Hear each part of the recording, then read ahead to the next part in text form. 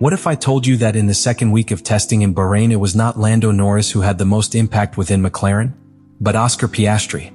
Because we are not talking about an isolated lap with little gasoline to appear on the table. We are talking about a 1 minute and 32.861 seconds in competitive conditions, with a rubberized track, with serious tires and within a real performance program. A time that placed him among the absolute best in the test, ahead of heavy names and practically on par with his own teammate. But what is truly important is not the time. It's the message. Piastri wasn't just fast. It was consistent. It was precise. It was natural to the limit.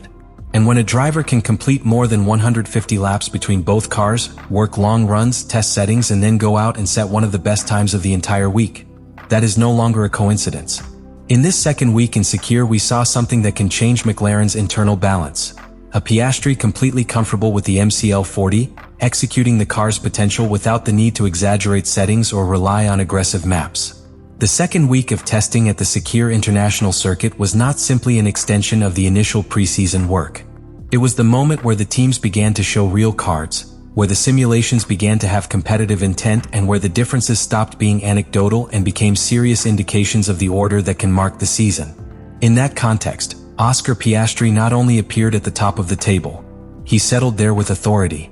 The 1 minute and 32.861 seconds he recorded was not an isolated lap looking for a starter. It arrived in a phase where the track was already rubberized, with more representative conditions, using competitive specification tires, and within a program that combined low fuel load runs with simulations close to qualifying pace. That detail completely changes the reading. It was not a desperate gamble at the end of the day to shine in the last attempt. It was the culmination of a solid work plan that McLaren executed throughout the day. The most revealing thing was not only the position in the table, but the context in which it occurred. Piastri placed himself among the absolute best times of the week, only yielding to very specific references, and with Lando Norris practically beaten by thousands. That internal proximity is key, because when two drivers share a car, similar conditions and comparable work programs, the real difference is measured in execution. And in that second week, Piastri's execution was impeccable. Furthermore, McLaren was not chasing single lap times as its primary goal. The team completed a very high volume of mileage, exceeding 150 laps on the key day between both drivers. That means reliability, mechanical stability, and confidence in the package. In that scenario, when a driver can repeat long runs, test aerodynamic configurations, adjust balance, and then set one of the best times of the entire week, what he is demonstrating is control of the car, not simple aggressiveness. Here comes another fundamental point. The MCL40 seems to have a wide performance window. Piastri didn't need extreme settings or aggressive engine maps to extract speed. This suggests that the car responds well to changes, that it is predictable at the limit, and that it allows the driver to explore without overheating or critical degradation that ruins the attempt. When a car offers that stability, the driver's talent becomes visible more clearly. And in this second week, the visible talent was Piastri. While other teams were still alternating between performance runs and corrective adjustments, McLaren seemed to be working from a solid base. The program was executed without major mechanical dramas, allowing more than 800 kilometers to be accumulated in a single combined day. That's not only important for reliability, it's also vital for the pilot to gain confidence. Each repeated lap under controlled conditions reduces uncertainty, and that confidence translates directly into precision when it's time to attack the clock. That is why the internal impact was so strong, because it was not an isolated surprise, but rather an established consistency. Piastri did not appear once upstairs. He stayed in the conversation throughout the week. And when a driver naturally settles into the top three of the test, with minimal differences compared to Mercedes and Ferrari, the message inside the box is unmistakable. The car has real potential and the driver is ready to execute it. Until now, the natural narrative placed Lando Norris as the consolidated reference. More experience within the team, more established technical leadership, and a very mature relationship with the group of engineers. But when in a controlled environment, with a serious program, without improvisations, and with a real workload, Piastri ends up posting a 1 minute and 32.861 seconds that puts him among the absolute best and is practically identical to Norris. The hierarchy stops being so evident. And this is where the technical context weighs a lot. McLaren completed more than 150 laps on the key day between both drivers. That means the team wasn't hiding serious problems, it wasn't patching reliability, it wasn't limiting workload. The car responded. And when the car responds, the real differences are transferred to the driver. There are no mechanical excuses that distort the comparison. Piastri, in that scenario, executed with remarkable cleanliness. It didn't take a desperate attempt at the end of the day. He did not need extraordinary conditions. His time came as a natural part of the workflow. That conveys something very powerful: comfort.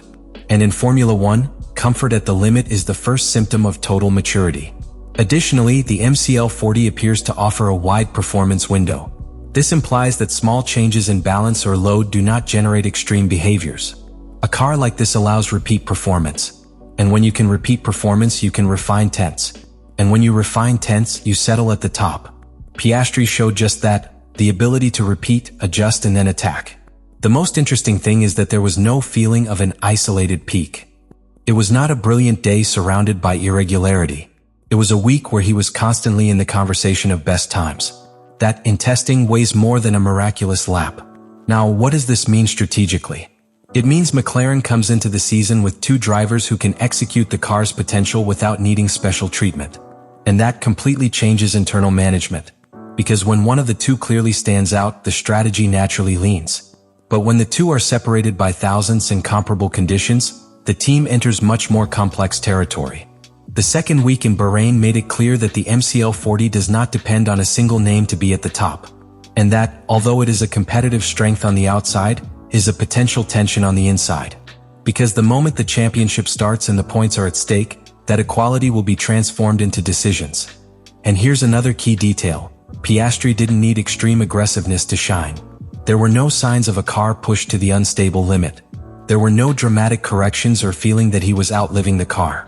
It was a cold, clean, methodical execution. That suggests there is still room for refinement. And when a driver sets one of the absolute best times in the test, leaving room for fine-tuning, the real potential can be even greater. That is why the word surprise makes sense within the team. Not because he wasn't expected to be fast, but because he did it with absolute naturalness in an environment where everyone is measuring every thousandth. In the second week of Sakhir, Piastri was no promise. It was a reference. And when a young driver becomes an internal reference just before the start of the season, the psychological balance changes. It is not declared. It is not communicated publicly, but you feel it in the box. The second week of testing in Bahrain did not deliver a loud headline of overwhelming dominance. We didn't see a half-second difference that would scare the grill. What we saw was something much more disturbing for rivals, and much more delicate within McLaren: total balance at the top. Oscar Piastri closed the week among the absolute best times, with that 1 minute and 32.861 seconds that was not an isolated flash, but the logical consequence of a solid program, a stable car, and clean execution. But the most important thing was not the number. It was the sensation. The MCL40 showed no obvious weakness. There were no significant mechanical dramas to distort the work. More than 150 laps on the key day between both drivers, more than 800 kilometers accumulated in a single day combined, long runs completed, setup adjustments tested, simulations executed, and in the end, when it was time to attack, Piastri responded. That changes the focus completely. Because now the conversation is no longer whether McLaren can fight. The conversation is how you are going to manage that your two drivers are separated by thousandths in real performance conditions. In Bahrain, there were no signs that one needed a more extreme car than the other. There was no clear reliance on aggressive maps or radical setups to extract time. That suggests that performance is repeatable. And if it's repeatable, it will be sustainable come race weekends. When a driver naturally settles into the top 3 of the test, with minimal differences compared to Mercedes and Ferrari, and does so without appearing to overdrive, the message is clear. He is ready to fight from the first race. And if he is ready to fight from the first race, the team's strategic decisions will no longer be comfortable. McLaren enters the season without a feeling of absolute dominance, but with something equally powerful: competitive consistency. The car has a wide window of performance. Respond to changes. Allows you to work. Allows repeat. And within that solid technical foundation, Piastri made it clear in Sakhir's second week that he is not one step behind Norris. The second week of testing in Bahrain did not deliver fireworks or a scandalous difference in the timetable. It delivered something much more important: clarity. Clarity about the real level of the MCL40, clarity about the reliability of the package, and, above all, clarity about Oscar Piastri's competitive moment. The 1 minute and 32.861 seconds was not simply an eye-catching figure. It was the result of a solid program, a track in representative conditions, competitive tires, and a car that responded for more than 150 laps on the key day. It was the culmination of work, not a coincidence. And when a driver can complete long runs, adjust settings, repeat performance, and then place among the absolute best times in the test, the message is unmistakable. He is ready. McLaren did not show absolute dominance, but it did show stability, consistency, and a wide performance window. There were no mechanical dramas to alter the plan. There were no signs of a fragile or unpredictable car. This allows something fundamental in Formula One, that the driver makes the real difference. And in this second week in Sakhir, Piastri showed that he can do it at the highest level. The most significant thing is not that it was fast. It was just naturally fast. No need to exaggerate configurations. Without appearing to be overdriving. Without depending on a last desperate attempt. That naturalness is what transforms a promise into a real competitive threat. And here is the final key. The second week in Bahrain not only confirmed that McLaren arrives as one of the reference cars, but also made it clear that within the team there is no obvious difference between its two drivers. When thousands separate the two under comparable conditions, internal balance becomes as important as external performance. Let me know in the comments what you think about all this.